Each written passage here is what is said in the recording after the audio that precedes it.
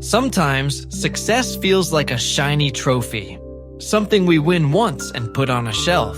But what if success is not the end? What if the most powerful part of growth is when we almost win, but not yet? Whether you are an artist, an athlete, or just someone trying to do your best, today's story is for anyone who has ever worked hard, come close, and kept going. Hi everyone, my name is Troy, and in this video, I will play the role of the TED speaker, Sarah Lewis, to share these ideas with you, just like I'm standing on the TED stage. This is a simplified version of a TED Talk. I made the English easier so that more people, especially English learners, can understand and enjoy it. So sit back, enjoy the story, and maybe start to see your almost wins in a whole new way. I feel lucky that my first job was at the Museum of Modern Art, working on a show about the painter Elizabeth Murray. I learned a lot from her. After the curator Robert Storr picked paintings from her life's work, I especially liked the ones from the 1970s. Some ideas in those early works came back later in her art. I asked her what she thought about them.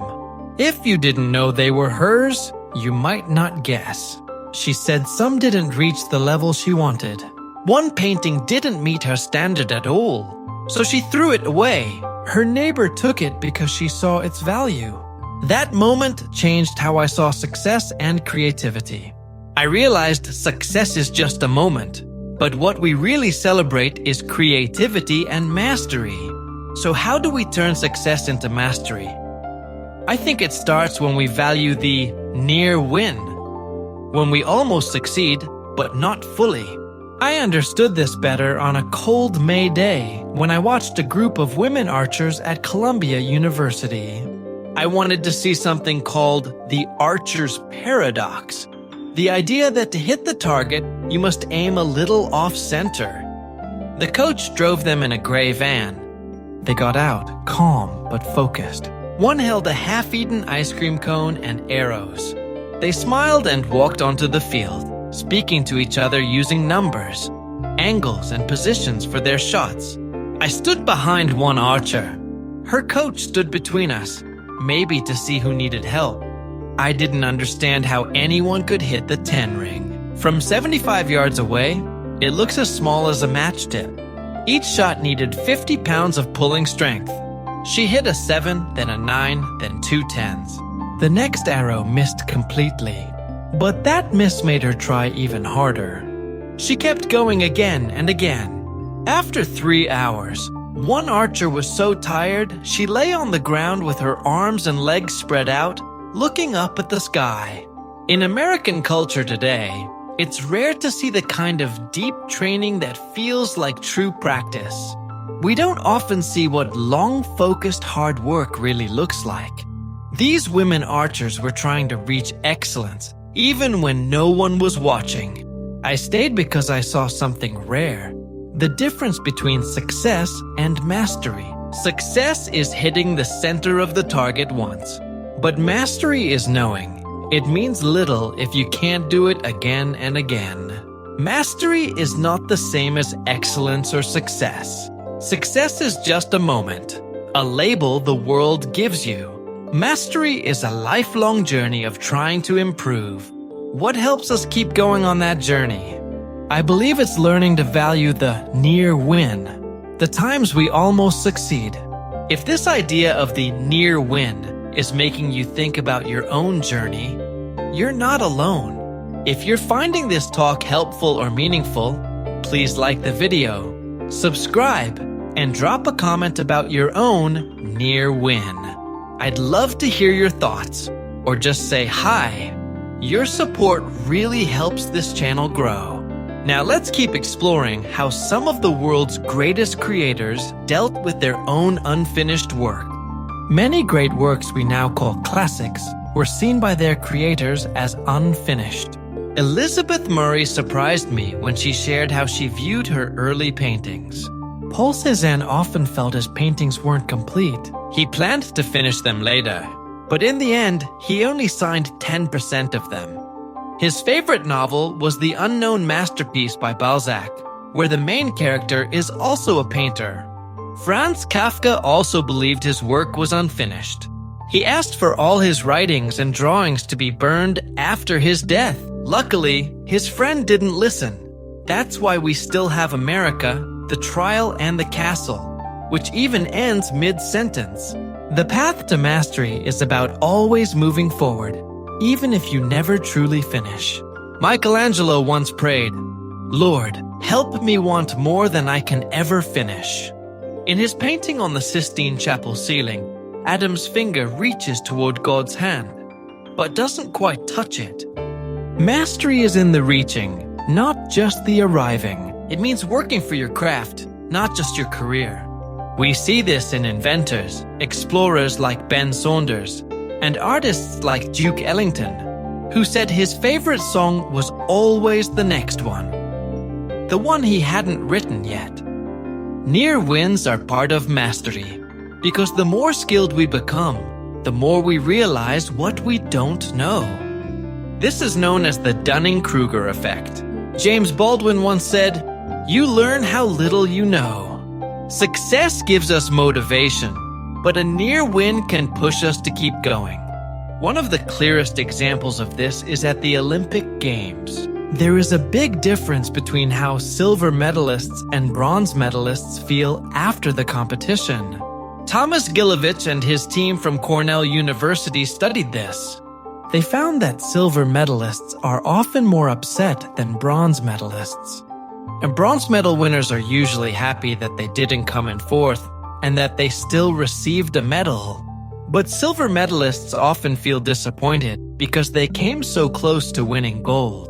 This feeling helps them focus more on preparing for the next competition. We can even see this in the gambling industry. At one point, they noticed how powerful a near win could be. So, they made scratch-off lottery tickets with more near wins than normal. These tickets made people want to buy more because they felt so close to winning. The tickets were called Heart Stoppers, and they became part of a series of problems in the British gambling industry during the 1970s. The reason a near win gives us energy is because it changes how we see our goals. Normally, we see our goals as something far away, but a near win makes the goal feel much closer, like it is right in front of us. For example, if I ask you to imagine what a great day would look like next week, you might talk about it in general ways. But if I ask you to imagine a great day at TED tomorrow, you would probably describe it in a more detailed and practical way. That is what a near win does. It makes us focus on what we can do right now to reach that goal we see in front of us. Think about Jackie Joyner-Kersee. In 1984, she missed the gold medal in the heptathlon by just 1/3 of a second. Her husband said that this near win would give her the strength she needed for the next competition. In 1988, she won the gold medal in the heptathlon and set a record of 7,291 points, a score no other athlete has come close to since. We do our best not when we have finished everything, but when we still have more to do. As I stand here, I think about how we might even create near wins on purpose, maybe even in this room.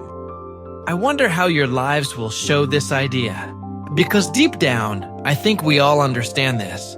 We know that we do well when we are working at the edge of what we can do. That's also why, in some creation stories, people added something that was not perfect on purpose.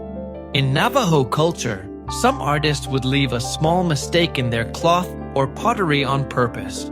This is called a spirit line. It is a mistake added on purpose in the pattern, so the person weaving or making the object has a way out, but also a reason to keep creating. Masters are not experts because they reached the end of an idea.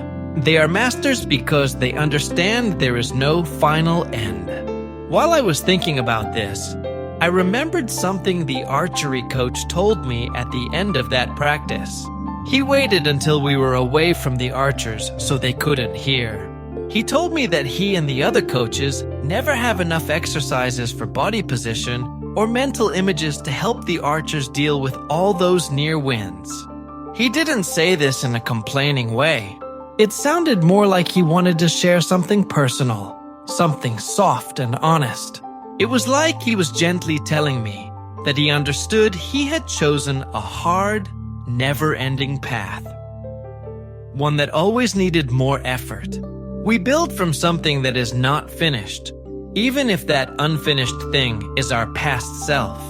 This is the energy behind mastery. Coming close to something you thought you wanted can help you reach something even greater than you ever dreamed.